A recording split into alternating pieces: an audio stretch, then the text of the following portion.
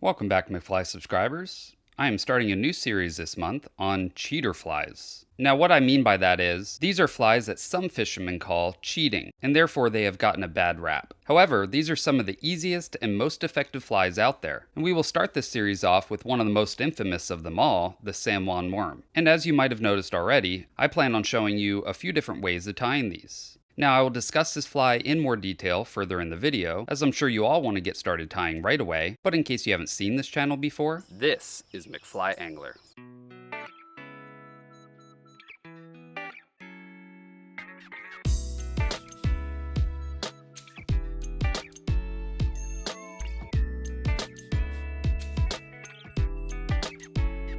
And it starts now. The San Juan Worm is very simple. The base pattern uses just a hook, thread, and chenille. That's it. Of course, you can add some weight in the form of a bead or lead wire, and I will show you that as well. Alright, so place the hook securely in your vise. For a hook, I'm using Risen's Barbless 9221 in size 12. These are a short shank hook with a down eye. Oh, and they're also a heavy wire, which will give us some extra pulling power on the big trout that we will be catching with these. We will also need some thread, and I'm using Viva 6/0 in red. This is a round thread that is fairly strong, a good choice for this fly. Start your thread right behind the hook eye and snip or snap off the waist. Then bring your thread down to the hook bend. Now we need some chenille. Chenille comes in many different colors, more than I have here. However, red is the most popular for this fly, so that's what I'll be using today. There are also many types of chenille. The best stuff, however, is this kind. Different companies call it by different names. Fly Tier's Dungeon calls it super chenille, Hairline calls it ultra chenille, and it's a denser chenille than the normal rayon chenille. And I think it makes for a nicer looking worm. It also comes in a couple sizes. These are the micro size, and the red I'm holding is a medium, I believe. A piece this long should tie 2 to 3 of these flies. Now before we tie on, you want to make sure that the end doesn't have any bends in it like this. Cut it so it's straight like so. Now let's measure this so it's 2 hook shank lengths back from the bend of the hook. Then tie it down with 3 to 4 very tight wraps back to the start of the hook bend. Pull the chenille back and make wraps up to just shy of the hook eye, leaving a small space back from the hook eye. Now start wrapping the chenille up the hook shank with touching wraps. However, you want to try and cover these thread wraps here, so you will want to wrap back slightly on the first wrap, and using your finger to hold it there can help. Then pull tight after the first wrap and continue wrapping up the hook shank, making sure that the wraps are butted up against the previous wrap. Once you reach the thread, then capture the chenille with your thread, and make a couple more tight wraps to really lock it in. Pull a bit on the front portion to make sure it's not canted off to one side, and then make a few more wraps to ensure it stays pointing out straight. Pull back the chenille and make 1 or 2 wraps in front of it, and then whip finish the fly right under the chenille. And that's why we need a small space behind the hook eye. Now, I like to cut the front portion about half the length of the back, but make this as short or long as you want. This front section now is going to be sticking up since we made wraps under it, but we can fix that with this Solarez Ultra Thin Resin. Paint a little on top of the thread wraps and underneath as well to coat the whip finish. Then pull the front chenille out straight and cure the resin with your UV light. This will reposition the front chenille and also make the whip finish super secure. I'm going to cut the back portion a little bit shorter, but also leave that as long as you wish. Now the chenille is squared off, which doesn't look too natural, so I use a lighter to just touch the ends with a flame. This will round them out and make this look more like a natural worm. Okay, there's the finished San Juan Worm. This is actually a variant, as the original doesn't wrap the chenille around the hook shank. This, however, is my favorite way to tie these, as I feel it makes the fly look a little bit nicer, and whenever you're fishing something slightly different than most people have out there, you're going to hook up more often, since the vast majority of San Juan worms found in fly shops aren't tied this way. I feel this gives me a slight advantage. However, this does add a little more time, but as you can see, it's still a very quick and simple fly to tie. Now I'm going to show you the more common way to tie these. We will use the same material, including the hook. Start with your thread exactly the same way, bringing it down to the start of the hook bend. And if your chenille has a bend in it like this, just make sure it's straight for as long as you want the fly to be. Measure out about 2 hook shank lengths and tie it in with some tight wraps. Advance your thread forward to a small space behind the hook eye, and up until now we've done exactly the same thing as before. However, now we need to just simply put the chenille up and over the hook shank, and tie it in where your thread is with a couple tight wraps. Then bring your thread forward under the hook eye, whip finish under the chenille, trim off your thread and the chenille to length, and then use your UV resin to cement the back wraps and front wraps. See how easy this is?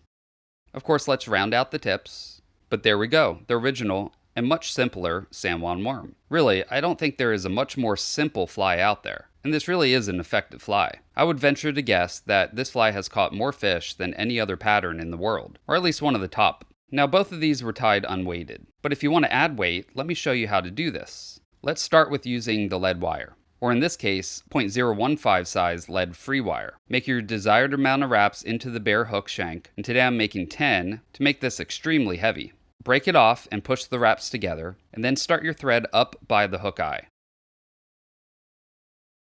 And use the tag end to jump over the lead wraps.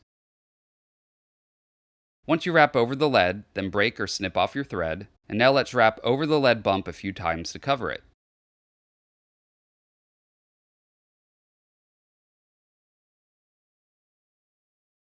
And end with your thread back at the start of the hook bend. Now we will tie the chenille in the same way as before.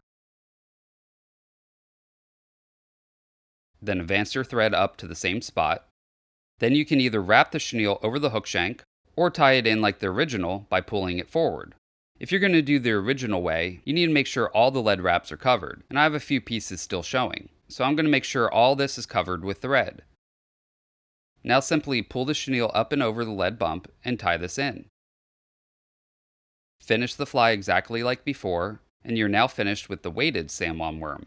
This will allow you to get down deep where the fish are, and even use this as a lead fly, dropping a second pattern behind it, like a nymph, or what I plan on tying next week for you all, an egg pattern. Okay, now let's tie the beaded belly worm, which is another way to get weight on these flies. But we will start this off the vise. We will want a fairly large bead. These tungsten beads from Risen Fly are fairly heavy and come in some great colors for a great price. And I would go with something large like this 3.8mm. Let's trim the chenille so it's straight and burn one end like so. This will allow us to thread it through the bead. Now put the hook point through the small end of the bead and bring the bead up to the hook shank. And now we can place this into our vise. Now this is where the fly gets a bit tricky. We need to start our thread behind the bead, but the chenille gets in the way, and this can prove difficult and frustrating.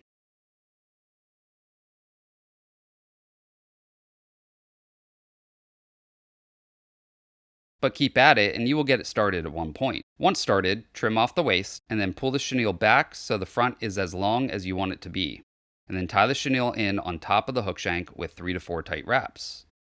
Now advance your thread under the hook and skip over a bit, and make another tie down with a couple tight wraps. And then skip over once more and tie down tight. Then whip finish the fly and trim off the thread. Then add a dot of super glue and push the bead over the glue. Then start your thread again up by the hook eye and cover the hook shank with some thread. Bring your thread up to a little shy of the hook eye, just like we have done before, and then capture the front portion of the chenille with a couple tight wraps. Bring your thread under the chenille and whip finish the fly right behind the hook eye. Use the UV resin to cement the whip finish and cure it hard.